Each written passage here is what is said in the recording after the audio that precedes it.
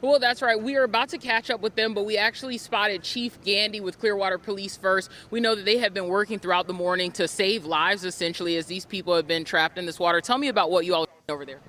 So this apartment complex had significant water intrusion. We had water up to the second floor in some locations. We made an initial sweep early this morning. We're doing a secondary sweep now and checking all the first floor apartments, even forcing entry to those that we can't gain access to make sure that we don't have any victims inside or someone needing rescue.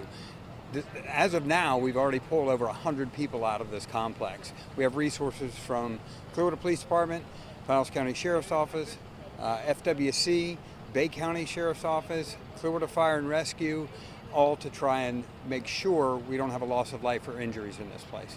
And it seems as if you all have had to gain access to a lot of the apartments. We heard that banging trying to get people in. Have people had trouble even just opening those doors if the water's pressed against it?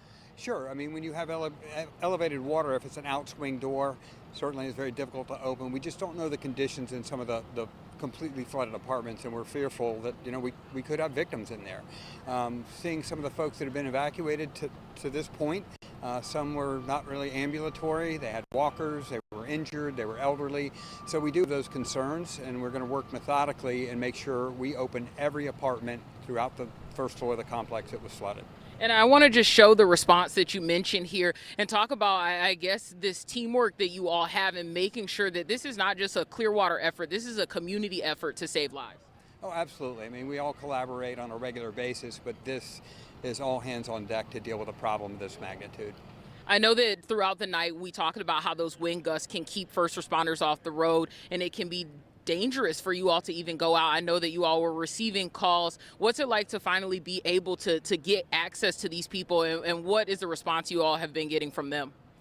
Well, I mean, a lot of people are very happy to be getting out of this situation, and the challenge for us is, I mean, we have to, and particularly our call takers are on the other end of that phone, and they know they can't do anything, and they know we can't send a resource.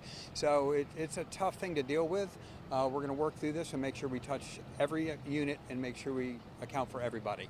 Chief, I know you're busy. I'm going to let you get back to it, and we're going to try and talk to some of the people that they have already rescued. We showed you a couple of those so far. Obviously, they are taking this very seriously, and we'll start looking around to see what we're getting as far as folks being rescued once they get out of those units.